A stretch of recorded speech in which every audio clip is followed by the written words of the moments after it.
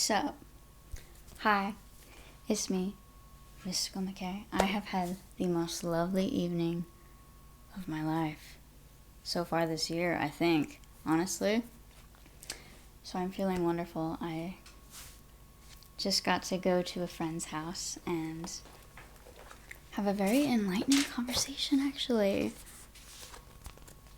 And I'm just kind of like basking in the glory of the aftermath, the aftertaste of that delicious conversation. Anyway, it just so happened to be about the completion process. Which is perfect because this chapter, chapter 7, by the way, if you guys are wondering which chapter we're on for this video today, it is chapter 7, which is like the split. Honestly, it's like the halfway mark of the completion process. So we're like halfway through it. We just went through literally 6 steps in the last chapter, and I think it was like an hour long for me to get through just chapter 6. So this might be a lengthy one, but I feel like this part is the best part. This is like the part that I'm most excited to read about because the actual experience of this is so transformative. And I think it's the part that most people don't really think about when they go into the completion process because it's usually, not the most comfortable experience. But once you get to the tail end of it, if you really are going through the process and you go through all the blocks, coming out of that feels like literally Happy Easter, you guys, by the way, because Jesus Christ rises. That's what it feels like. I can only describe it in that way. Okay, so let's start, okay? Chapter 7. The steps 7 through 13. Validation and relief. Does anyone know what that really feels like? To feel relieved? To just like have a moment where you just like something. Let me know if the audio is working okay too. You're just like, oh, I don't have to worry about that thing ever again, Have you ever experienced that? Ever? When you go on vacation, maybe? But then you have to come back? Oh my goodness. It happens. That's what we all do, right? Okay, we'll get into it. Halfway through, we're doing the other half of the completion process. So you're going to be in a pretty meditative state by this point in the process. You're going to be feeling a lot of crazy emotions, most likely. So, validation and relief. When we experience something traumatic, we often get stuck in a kind of holding pattern where we can't get past what has happened. At the time, we did not know how to resolve the situation. We felt some degree of powerlessness. We assumed there was no way to improve the situation, and as a result, many of our needs went unmet. Hi guys. I'm going to tune in real quick before we go any further because I want to see what you guys are doing. Okay? I forgot to tune in. I thought I was on this live and I realized I was on like a live fucking 3 days ago. My bad. Thank you for being here with me, by the way. If you're in here, I love you. God. Okay, stop. I'm so hyped up from what happened today. I need to get into the mode of really...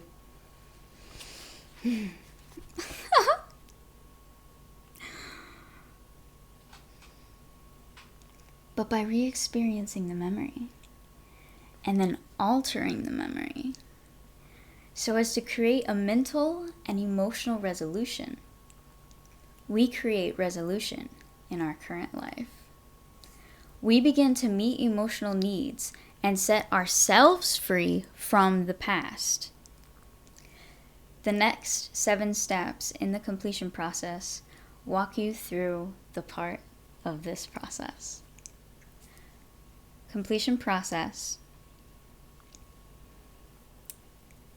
is detailed below in key points to understand as you go through each step. 7 through 13. So I don't even think that this is the halfway mark. I think this is just like the middle mark. Because there's more steps than 13. So I don't even think we're actually anywhere near the end, my friends. Hell yeah. Oh, thank you for the sub. Thank you. Okay. Sorry. Step 7. I do need to do this. Okay. Step into the adult perspective within the memory. When you feel ready, step out of the perspective of your younger self and instead begin to view the scene from a perspective of your current adult self. You are still within the memory, but you are now watching it as an adult, not as a child or a young person. This is the step that enables us to reparent ourselves. The child self may feel as if he has no advocates, no one to speak up for him or protect him. This is your opportunity within this memory to be the advocate for your child self. When we experience a trauma, we're feeling powerless. In this step, we are taking our power back. Pow. Pow. Hi friends. Let me know if you can hear me well or not, or if the video is glitchy.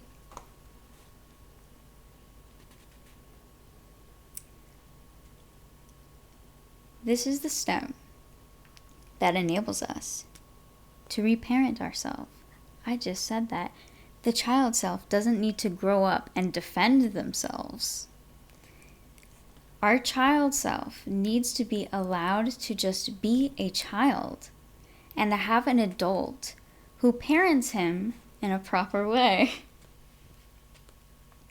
The child self needs an adult who cares about him enough to be unconditionally present, to meet his needs, and to alter the circumstances so that the child's experience feels better. Right? Right? Cool.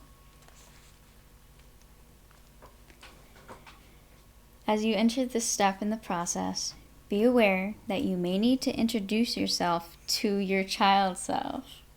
How fun, right? I know mine would. She'd be like, what the fuck happened to you? Oh no. Your child self may not instantly even trust you. So you may have to demonstrate your unconditional care for a while before he can even come to trust you, or she, or it, whatever you want to call. That is all good. When you are demonstrating your unconditional care for your inner child, you're demonstrating your unconditional care for yourself. It may be helpful to tell your inner child what year it actually is and what is going on, or why you have chosen to come back in time to interact with them. It's like time travel. Honestly, it truly is. Like, it's like a meditative time travel. Wow. My child self would definitely not trust me. Ugh. True. Okay. Step 8. Validate the child's emotions. In this step, the adult takes the time to offer comfort, affection, unconditional, focused presence to your child self. The object is to validate the child's emotions you felt as a child within the memory. Clearly, and gently give the child the message that it's all right and it's okay to feel how they feel. Give the child permission to fully experience their feelings. If you feel ill-equipped to do this yourself, that is okay, truly. Call in a safe support figure that you create in step 1 to validate the emotions that your child self is feeling. I chose Ram Dass in my meditated state. It was so wonderful. Hello, thank you for being here. This validation step is the step in the process that most inner child therapists or approaches seem to skip. So like any regular psychologist who does a process like this usually would not do that most crucial part.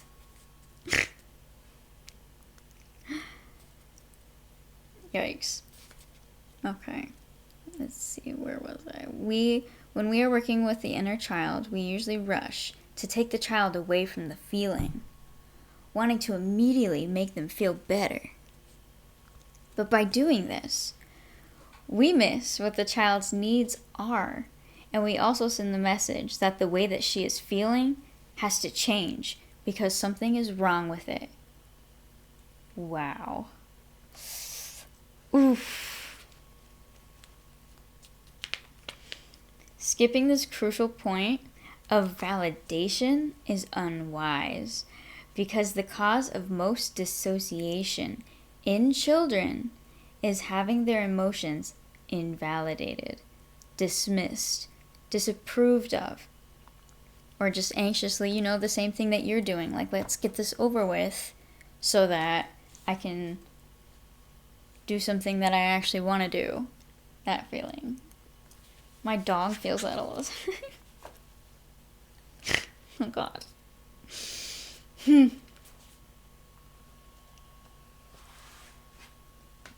Hi. Thank you. In other words, hold my hand. In other words, sorry. It's the invalidation, dismissal, and disapproval of a child's emotions that causes him to fragment and be unable to move through the experience and integrate the feeling or event within himself when something traumatic happens.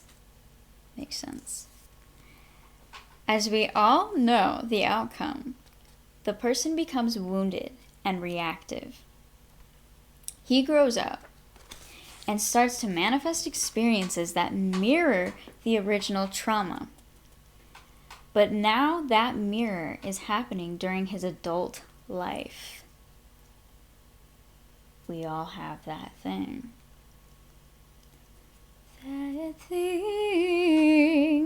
That thing. Hello, Mario. Thank you for being here. Appreciate you.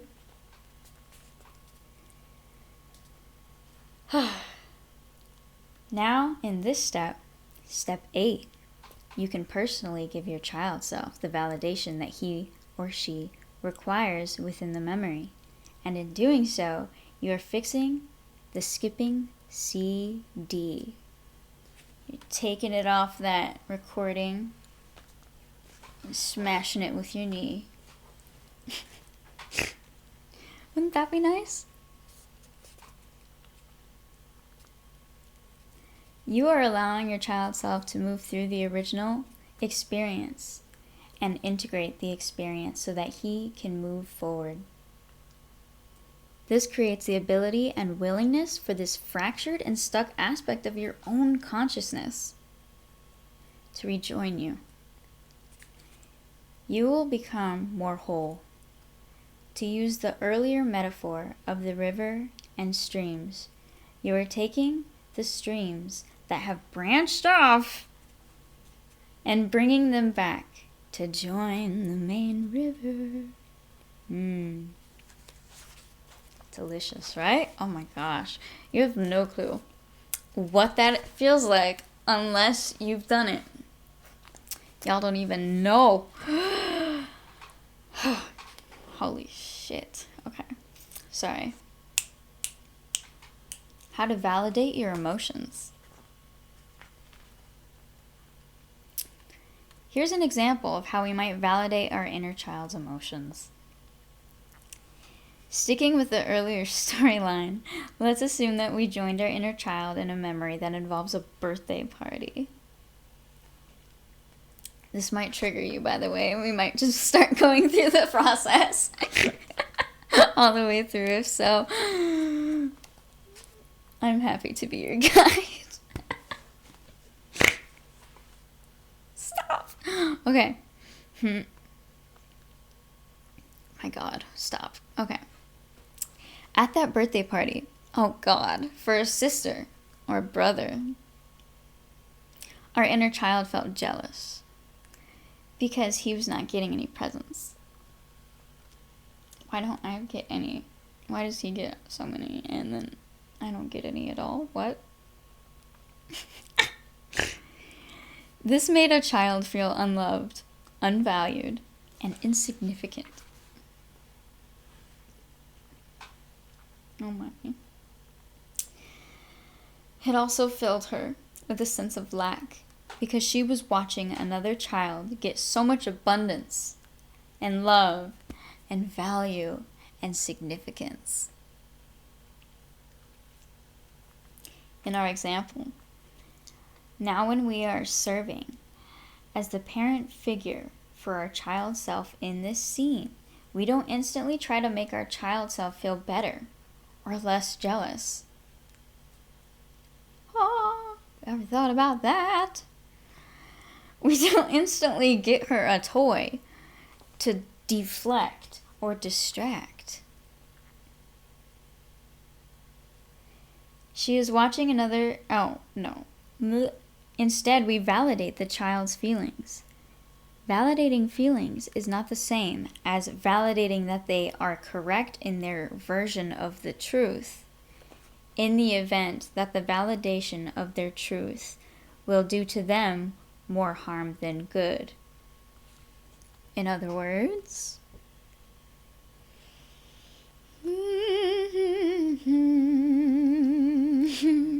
we don't say, "You're right, they don't love you."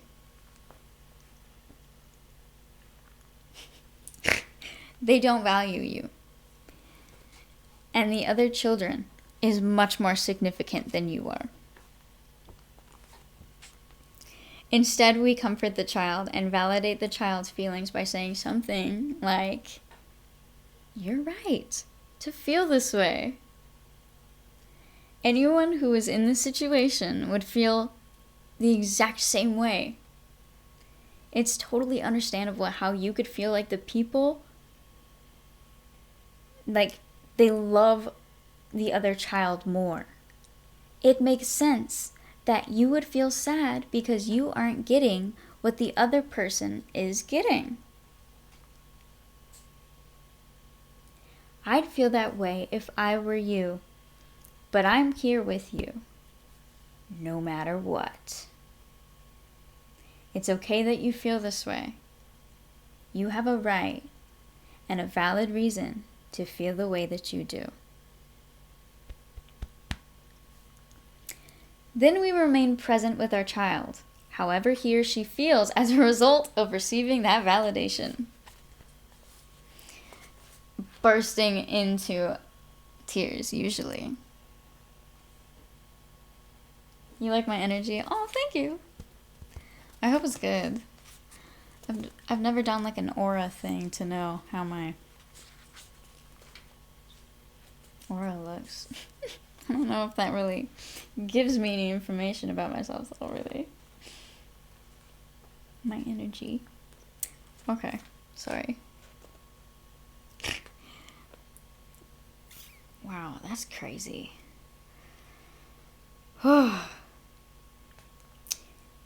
Keep in mind that, on occasion,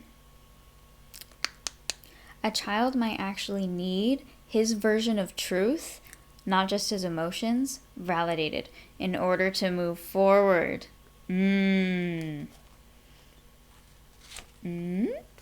example, if a child is being abused but is constantly told by their perpetrator that he is just giving them a bath in places where he's dirty, this can create severe cognitive dissonance in a child, great enough to be its own state of mental trauma. Therefore, during this step, we would also make sure to affirm that he is right in feeling that he is, at that time, being abused. And something feels a little bit off, and you always knew it did, you have to validate it. Thank you for being here. It's natural to have a reaction to being validated when it finally happens, and usually the reaction is a good one. The child experiences a release and has a sense of acceptance, and he or she can shift into an emotional readiness to move forward on his or her own solution. However, sometimes more painful emotions such as sadness come up, when in this case, continue to validate those new feelings and remain present with those feelings as well. The point in here is that you must be unconditionally there with this child. Whatever happens, whatever, without needing the child to feel different from how they feel. This step is not about getting to feeling better. It's about being with the child's feelings. Thank you for the cheers. Whoa, I almost just lost the whole book. Ooh.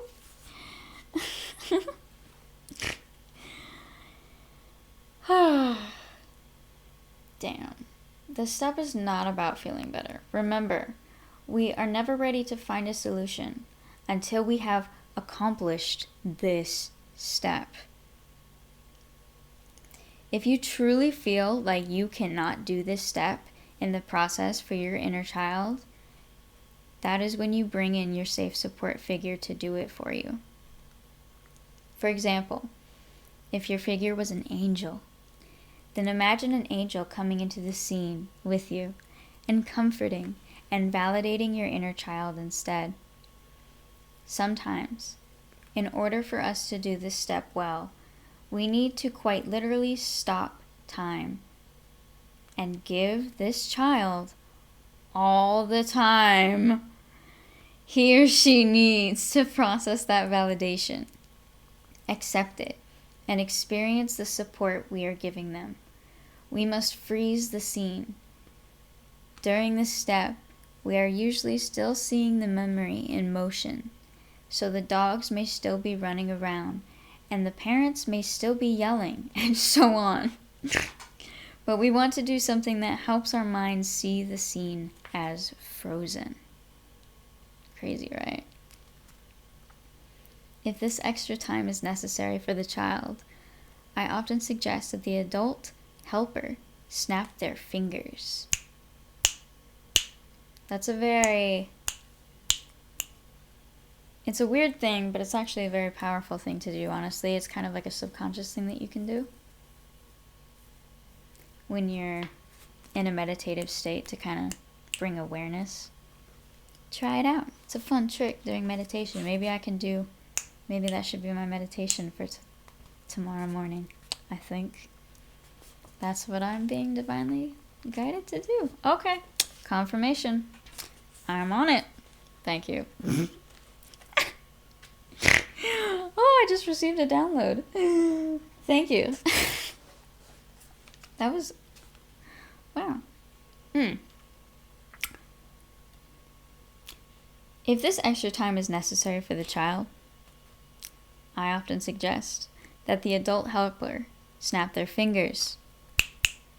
I tell the child that when he hears the sound, this memory will stand still.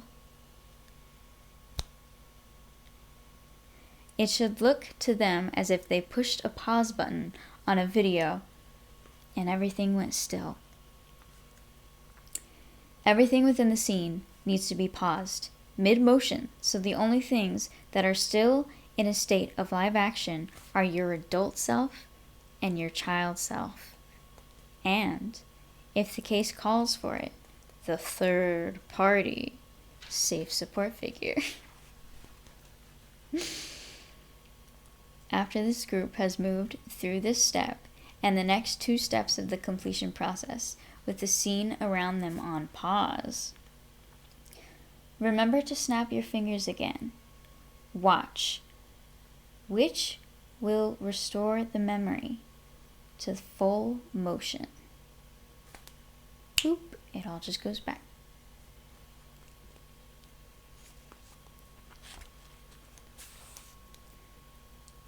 Step 9. Await relief. At this point, wait for your childhood self in the scene to naturally move into the direction of feeling relief.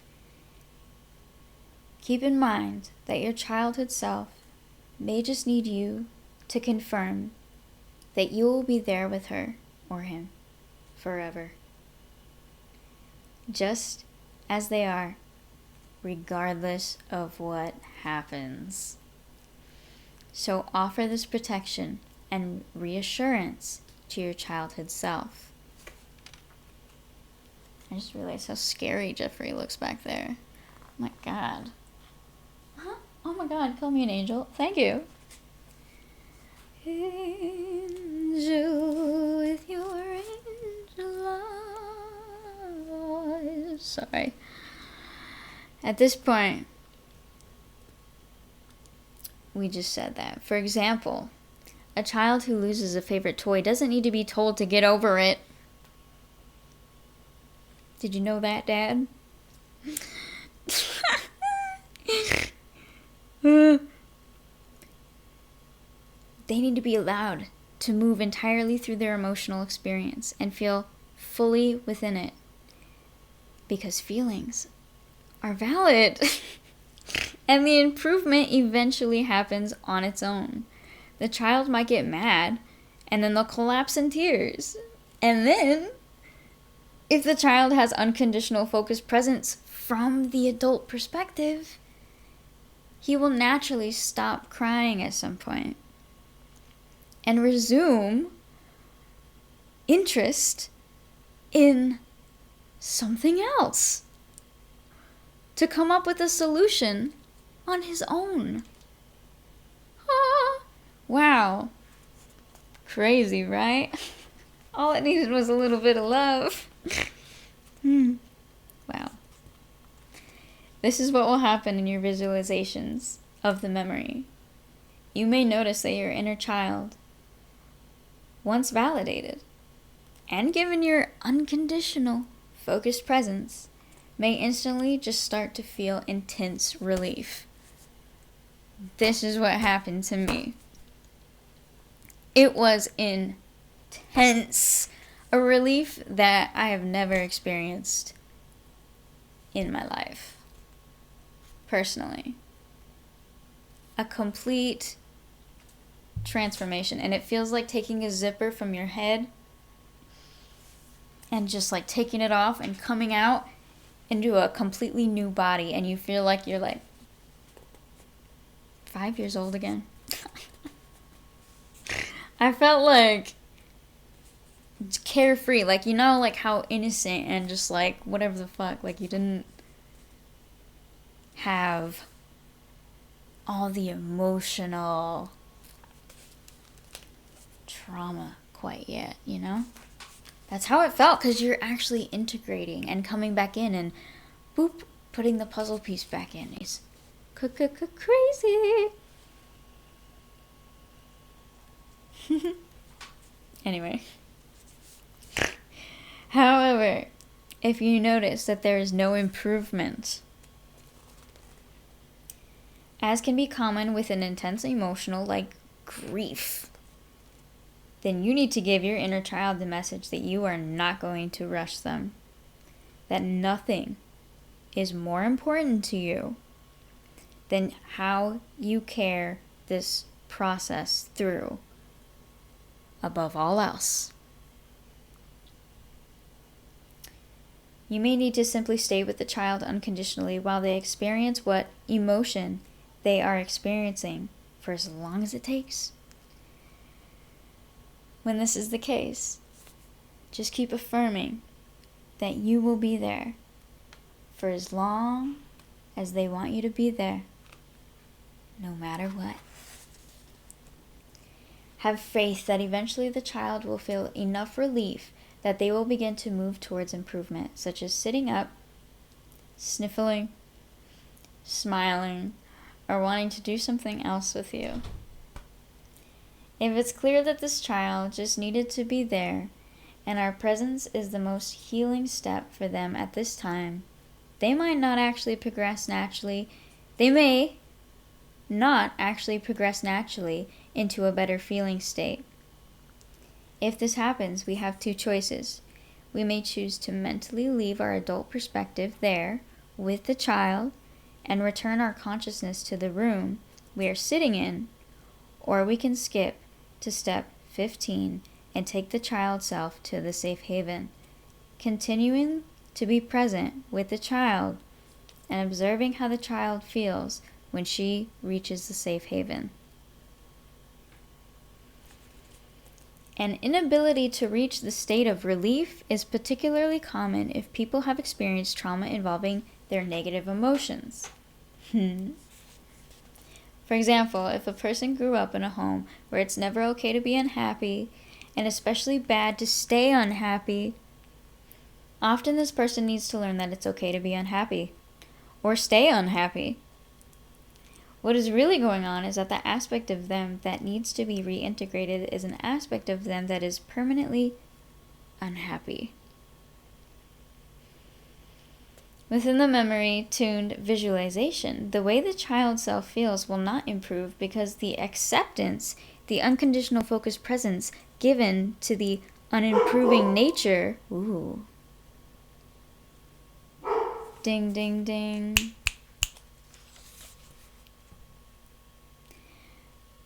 We'll repeat that. What is really going on is that the aspect of him that needs to be reintegrated is an aspect that is permanently unhappy. Within the memory turned visualization, the way that the child self feels with not improve because the acceptance and unconditional focused presence given to the unimproving nature of his emotions is what is needed. Y'all, I need to take a moment because my grandmother just entered the room and entered the house, not my room, but the actual house. Her energy, is cray, and I just got a giant explosion of it on my back. Literally. Sorry. Step 10. Call back other fractured aspects of self. Whew. This is the step where you can call back the other fractured aspects of yourself that are present in that one particular scene that you have been viewing. Lovingly merge those long-lost fractured aspects of the child into the core of your childhood self. Now you'll be dealing with only one child self in the scene, as compared to having to deal with a child and a number of fractured parts of that child. Be aware that the memory has a moment of trauma. We may not only split off from ourselves so as to create one fracture within our stream of consciousness. We may split off many more times. This is especially true in the memory, if the memory was particularly traumatic. We may have other fractured aspects that are not frozen. I call these the coping aspects. A coping aspect of our consciousness is a fracture of the self that chooses to leave the traumatic experience so as to experience something else that feels better or safer. For example, a girl who is being molested. A girl who is being molested may fracture into multiple selves at the time of trauma. One aspect may shrink and project itself into the carpet fibers as if it is hiding. Another might choose to shrink and go into the snow globe sitting on the table. Another might go into a fantasy life where she is a princess. Another aspect might project itself into the clouds or in outer fucking space. And yet another aspect might hide in the closet. Crazy. By calling back all of these fractured aspects, we are asking them to be willingly and unconditionally here with us, to rejoin the traumatized child self. The message to those aspects is, it's time to come back and move forward because there is a solution now. By calling back these aspects, each aspect receives the same healing. You call them back and they just all come to you like when you play a wind instrument for a group of cows, I guess. They just kind of all come to you. When those fractured aspects merge back, you see how this step adds an extra dimension to the completion process. And it's critical to you becoming whole again. This step in the process simply speeds up the healing involving a certain traumatic experience and makes the likelihood of returning to that specific memory much lower. However, if you discover yourself returning to the same memory again and again when you are doing the completion process, it's not because you are doing anything wrong. It doesn't mean that the process isn't working. What is happening is that you had split into multiple fragments, and at the previous point in time, as a result of the trauma, each time you go back to that specific memory, you are integrating an entirely different aspect of yourself. So if you do get called back into the same memory to integrate additional aspects of yourself, simply honor the fact that the time is right now to finally have some additional aspects healed. Ah, beautiful. Truly. Truly. Thank you, guys. Alright. There are a number of ways that integration could appear. It may look like ghosts being stuck towards and into the inner child. It may look like blobs of energy fields rejoining the inner child. Why did I say a group of cows coming to a guy playing a winded instrument? Be open to the way that your mind conveys the experience. Okay. That was hilarious. Be open to the way that your mind conveys the experience of the fractured aspects rejoining the core inner self.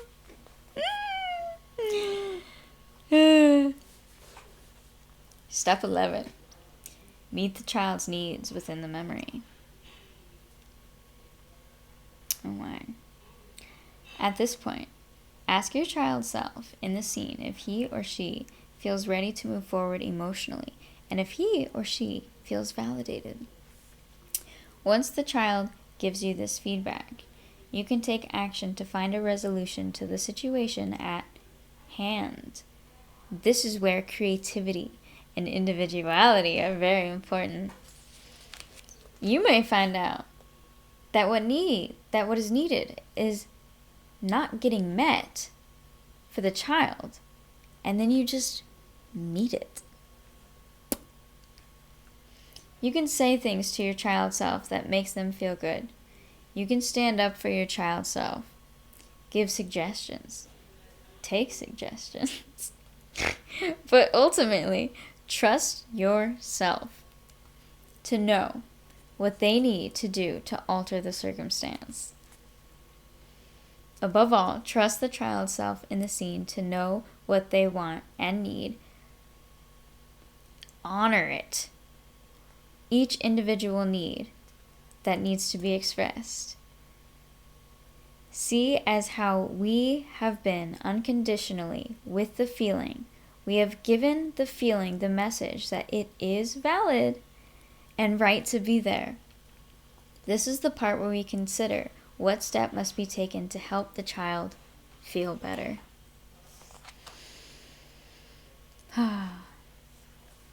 Yes, the best.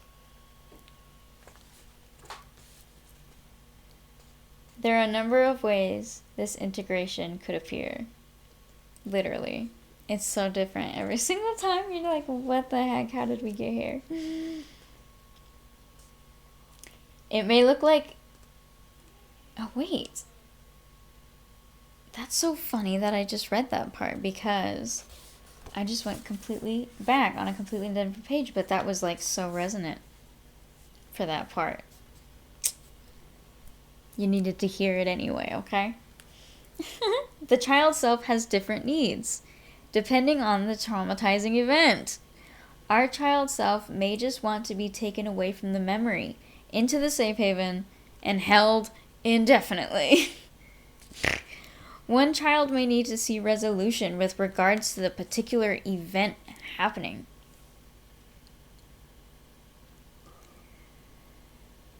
So true. Oh my gosh.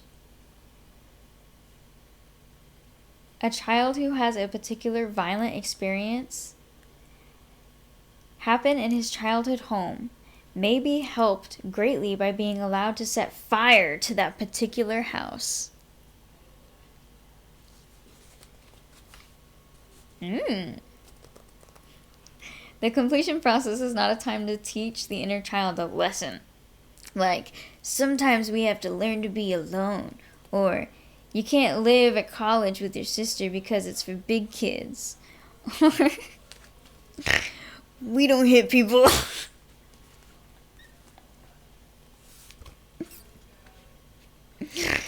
Oh my goodness. It really isn't, and that's the amazing part about it. When we are working to heal, using the realm of imagination. SpongeBob had it right, you guys. God damn it. There is no reality that needs to be accepted by this child. We are after one thing, and one thing only. A feeling of completion. This means a child who is suffering because of an older sibling going to college may need you to build them a little hiding place in their sibling's dorm room so she can be with her beloved sibling at college. Or it may mean that your child wants to be held indefinitely. So find a way to have the child held indefinitely. It might mean that the child wants new parents and a new life. And if so, the child gets new parents and a new life. Imagine that there are no limits to freedom of imagination in this step. I find that the most common need, however, is the need for defense. When we experience something traumatic, we tend to feel powerless. This is especially true when we are children and have much less choice or control of our environment. So often our child self needs an adult self to stick up for them or her.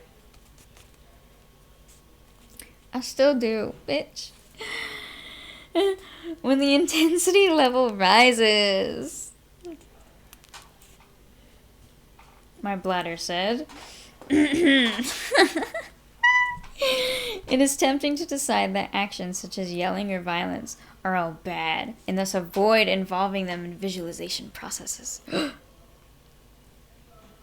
We need to understand that emotions like this, on a vibrational scale, with powerlessness at one end, and states of joy and love are on the other. Revenge is, in fact, an increase in vibration from the vibration of powerless despair and fear. So is hatred, and so is anger. Often the best ways to get ourselves out of a vibrational powerlessness is to allow ourselves to move up the vibrational scale by visualizing some strong action being taken, even if it is revenge, a violent outburst, breaking something, or destroying something. This is the part of the process that invites the most resistance from the people who would rather teach their inner child to take the high road. This is also the part of the process that invites resistance from people who feel that no violence should ever be entertained by our minds. Let it lead to more external violence. So don't be surprised if you feel yourself having a visceral reaction to what I've just suggested. That's normal. What most of us don't understand, if you're not enlightened like Teal and you just see everything perfect. Truly? That's literally... To the untrained eye.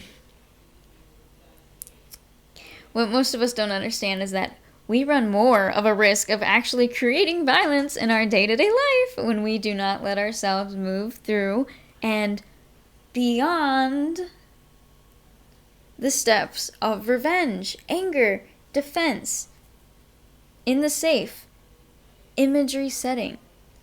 The person who does not allow himself to do that usually never goes beyond that feeling of victimization, which in doing so causes them to eventually do something crazy. Also, the person who doesn't allow himself to do that leaves it to the subconscious mind. This is to fantasize about those things. Oh my God. Ew. That is dangerous. People just think about all the porn that's in your subconscious. Oh my God. Oh my God. All the things we've seen. What's in there? Yikes. Right? Hell yeah. This is often the case with crimes of passion. Visualization acts of violence or defense for the sake of mental and emotional healing or increasing your vibration relative to a trauma is not the same thing as fantasizing about violence or homicidal ideations. There's a clear aim in this circumstance, which is to allow these thoughts and feelings full expression within the safe environment so as to get a feeling space that goes beyond the feeling of victimization. Also, the person who doesn't allow themselves to do this leaves it to the subconscious to fantasize about those things, which is dangerous because it leads to more reactivity in the present day. A person who subconsciously fantasizes about revenge, but consciously condemns it,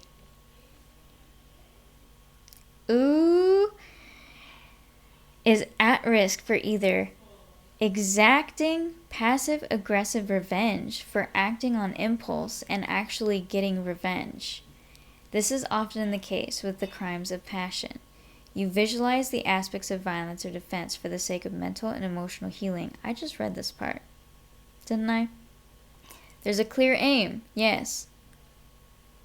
Get the feeling space beyond it. Wow, I just completely read that, but I was like, feeling completely different, new things about it.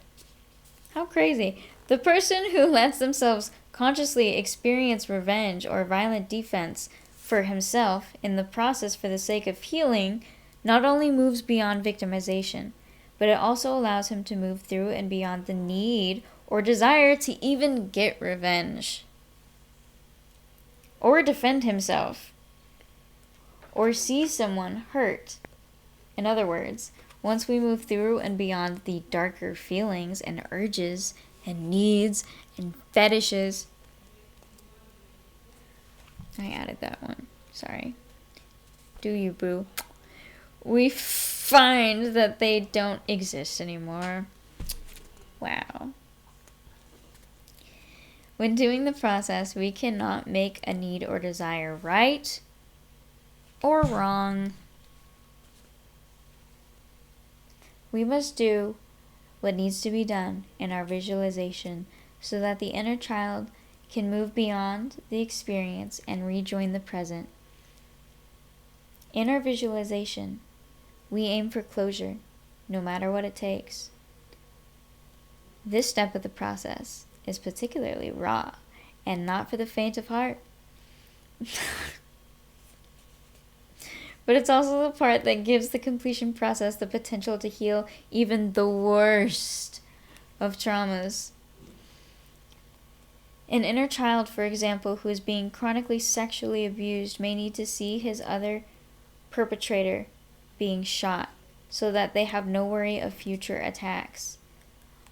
On the lighter end of things, the inner child who is being shamed by a parent may need an adult self to aggressively stand up for him or her against the parent. So fun. Let me tell you.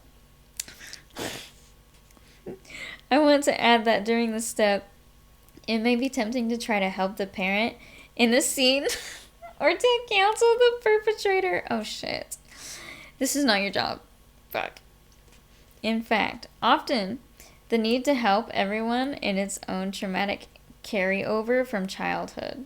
So if the inner child would feel better if her parent or perpetrator were to get help,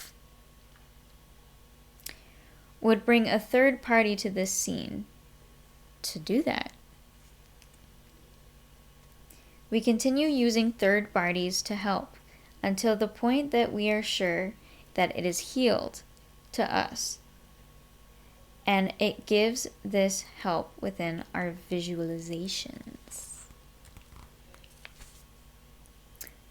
Altering the causation. My personal favorite.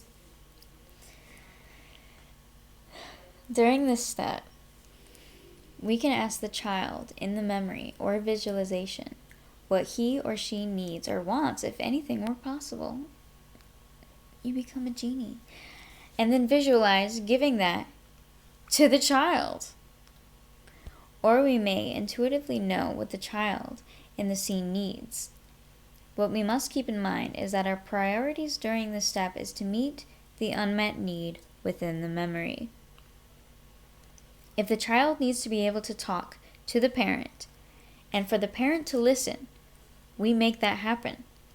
If the child needs us to defend him or her, we do it.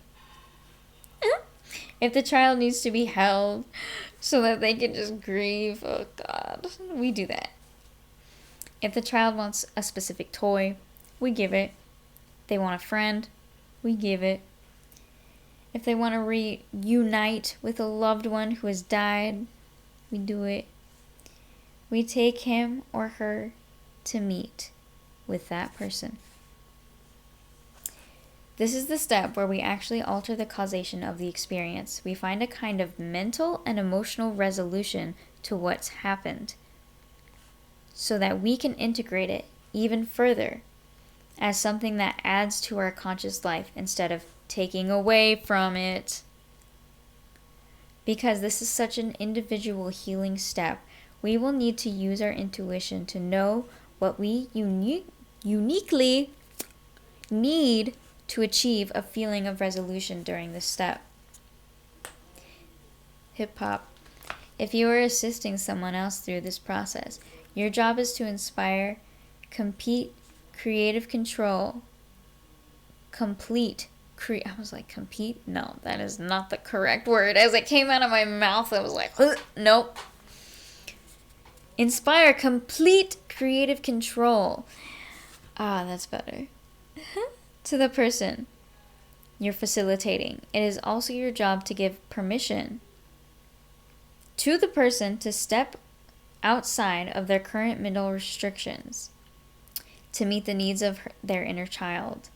It is helpful to offer options to the person for potential resolution on the off chance that they are not currently aware of those options for resolution. We should never aim to forgive someone or something during a completion process. Forgiveness cannot be forced, nor should it even be a goal. You cannot, in fact, make up your mind to forgive someone. Forgiveness is an organic result of healing. Once we feel resolution for trauma, we are no longer held captive in the space of pain about it.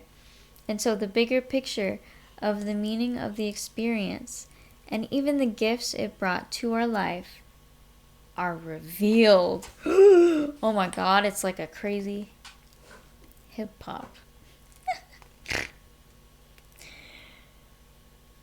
Then, and only then, can we stop condemning this experience.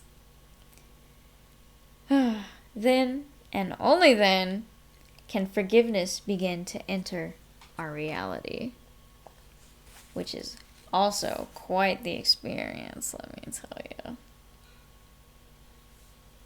Step 12. Should I stay or should I go now? Choose to stay or go. When a feeling of relief has occurred as a result of taking action to change a circumstance within a memory, we are giving the child the choice to stay in the memory or visualization or go to the safe haven. I mean, it's so nice over there, remember? Remember how cool we made it? We need to trust this child to know what is best for them. Most often, this child's self will desire to leave the scene entirely. Yeah. But on occasion, the child's self will not want to leave the scene and will want to move through and beyond the trauma within the context of the memory. That is okay, and it means that experience is the most healing and most needed at this time. If the child decides to go into the safe haven, we jump to step 14. If not, we continue to step 13. Step 13 is just check for completion. If the child chooses to stay in the memory, we ask the child why he or she wishes to stay. And we respond accordingly. Sometimes, when our child self does not want to leave, there may be additional fractured aspects that want to integrate. Still, they're a little stuck. We can ask the fractured aspects to come forward from where they're hiding. We ask them to merge as one, so we eventually are sitting across from only one child. That child, when asked again whether they want to go to the safe haven, will now often say yes. If the child chooses to stay in step 13, we trust that the child knows what is best for them. In this step, we proceed to meet this child's needs in the memory itself. For example, the child may want to stay in the memory, but add a pony.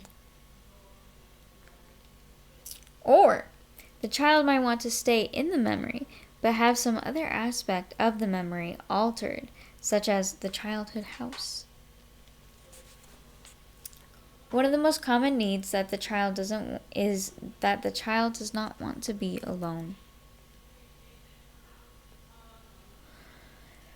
So we can leave our adult self, or a playmate of his choosing, with the child in the memory indefinitely. If you find that it's too difficult to leave an aspect of yourself in a memory with the inner child, create someone who will never leave, who will protect him, who will be a good friend, and who will serve as a reliable and secure attachment figure. A child may give a reason, making it apparent that healing would be facilitated by the child staying there.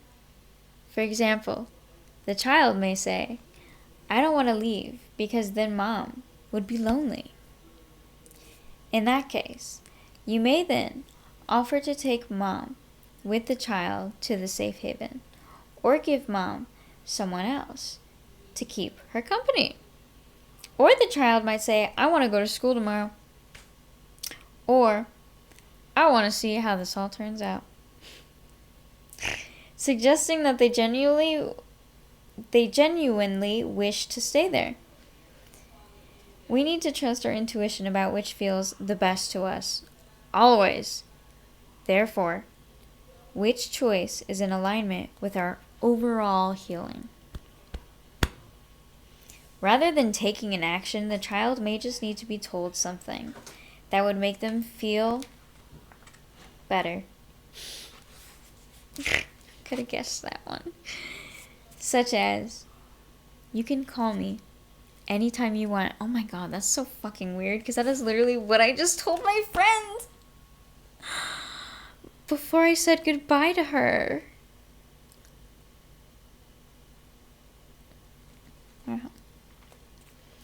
"You can call me anytime you want, and I'll be here immediately." Or the child may want to be hugged before you go. We did that too.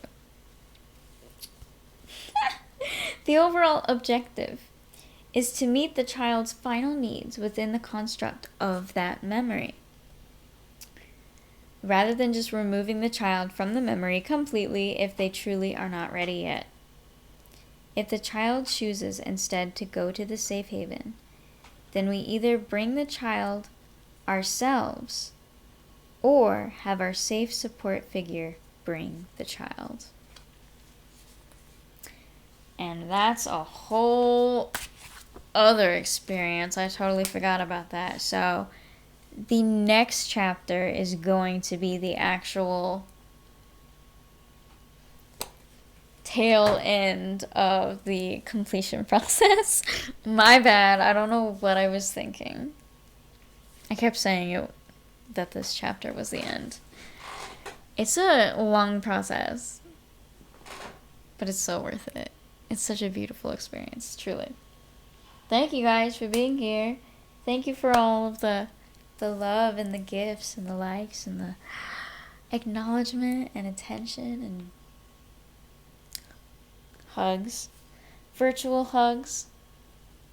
I love you guys. I get tired around this time.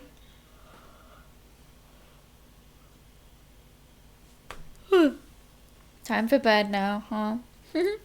Thank you guys for watching and listening tonight. This is such a fantastic way to have an evening before bed. Thank you for being here. I really enjoy this new thing we got going on here together. I hope you are too. With that being said, tomorrow morning we'll be back at it. Monday. Meditation. Might be doing something with snapping. Maybe. We'll see. Tomorrow morning at 7 a.m. Arizona time, which is usually, I guess, 9 a.m. Central time. Nothing makes sense anymore. But I hope to see you there. If not, then I'll see you some other time, I hope. And I hope you have a wonderful evening. How many more chapters are there? Let's see.